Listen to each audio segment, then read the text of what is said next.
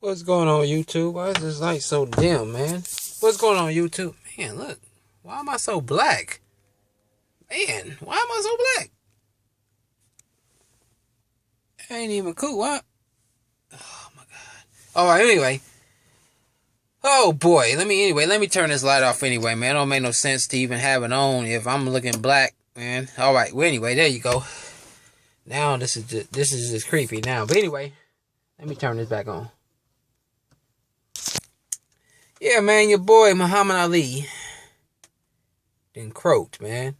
Muhammad Ali done died on us, man. The greatest of all time. He done died on us. Now, remember when he was alive, everybody had this whole thing, who would win out of him and Mike Tyson, right? Who would win a fight out of him and Mike Tyson? I feel Muhammad Ali would have won Mike Tyson because, as you can see, as the time went on in Mike Tyson's career, because a lot of the times that Mike Tyson won, a lot of his opponents was actually scared of him. A lot of them was scared to get hit, so they basically fell down even when he was swinging. They didn't even have to hit him. He just fell down, and they was getting paid anyway, So, but as you can see, Muhammad Ali was not so much about the knockout, but he was more about the endurance and really frustrating his opponents. You see, he was mostly about the frustration. And as we seen Mike Tyson during his career, when he became frustrated, dude started to become like a brawler. And you can't do that in the ring. Because the more angry you get, the more energy you use. And the more easier it is to knock you out because you put your guard down. So, if Mike Tyson did fight Muhammad Ali in his prime, he would have lost because he would have been frustrated. And he wouldn't be able to hang the whole 12 rounds against Muhammad Ali. Okay? But what I do want to talk about, and who I would have thought would have been a good fight, and I'll tell you who would have won anyway. If Muhammad Ali and Rocky Marciano stepped into the ring in their prime, who would have won? Me personally, I'm not a boxing expert. I've never seen Rocky Marciano fight one day in my life. He died before my time. But I do believe Muhammad Ali would have knocked this dude's head off. He would have knocked him out. And see, I'm not even a fan of Muhammad Ali. It's not I'm just on this dude's bumper. I'm just promoting this guy. I'm not even a fan of him. But what I do want to ask and what I've been wondering is, who would have won between these two dudes? Because they obviously fought in a different era. But again, Rocky Marciano fought during an era where black people were considered inferior.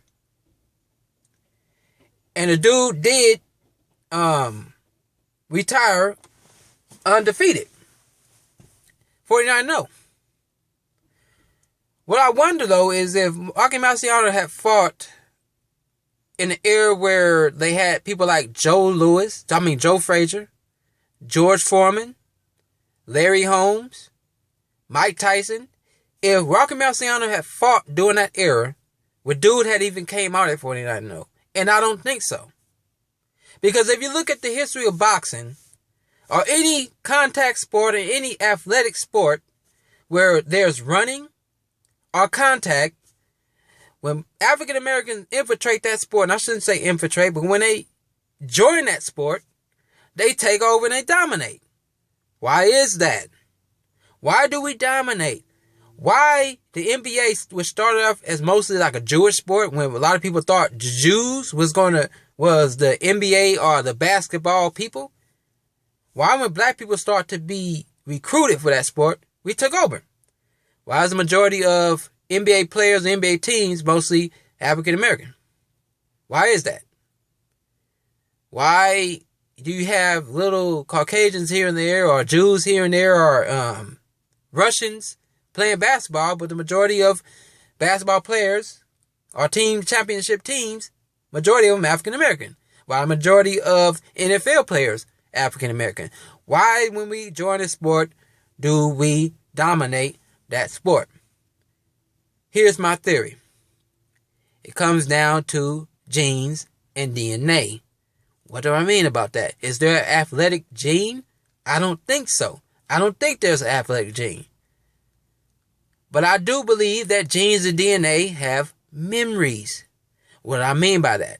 Well, according to archaeology, look at that. My finger's all the way. According to archaeology and historians, hunting started in Africa.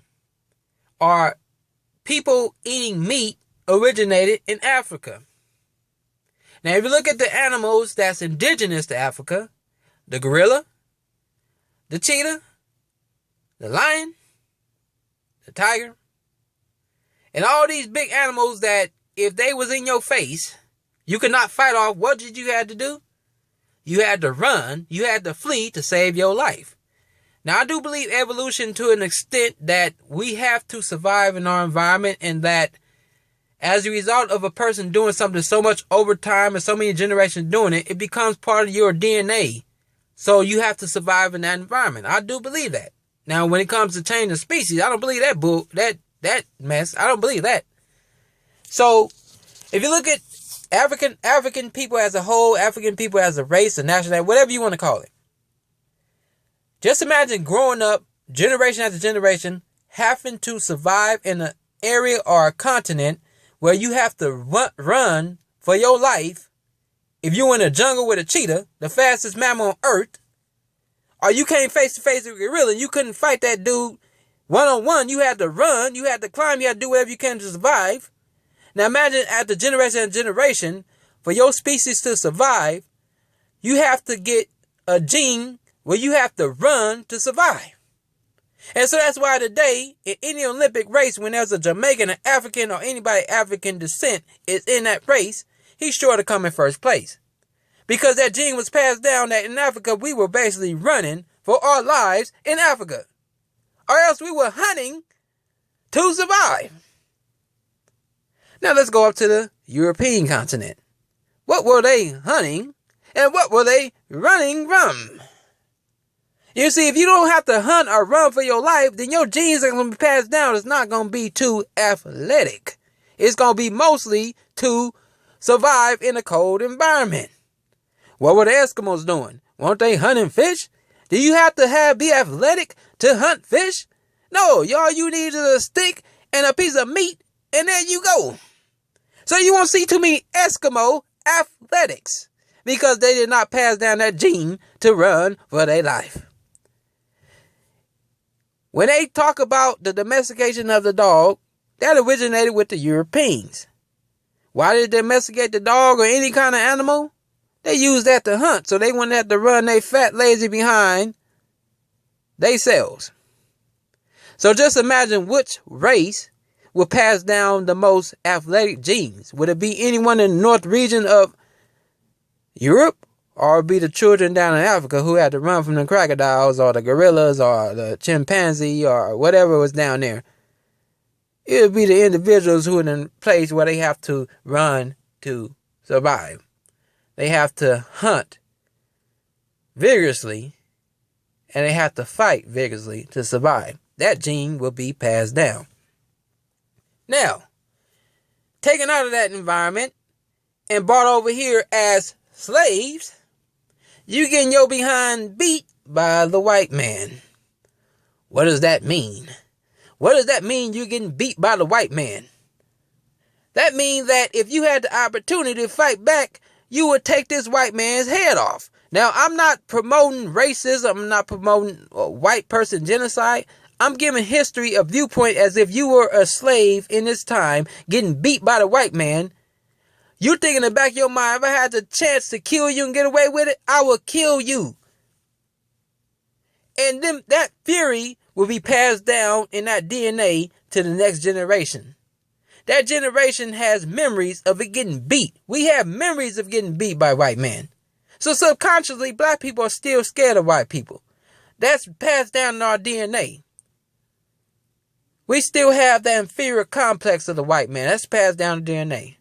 Now, bring it down to the 20th century. That DNA has been passed down to us. So once we've been put in the ring with our slave masters, compared to the athletic gene passed on to hunting and fleeing, oh boy, that's a deadly combination. And as you can see, history has proved it over and over again. Once a black man get in that ring with them gloves and another white man, what do? Go run off to the UFC. That's my time, people. Thanks for listening. I'm out.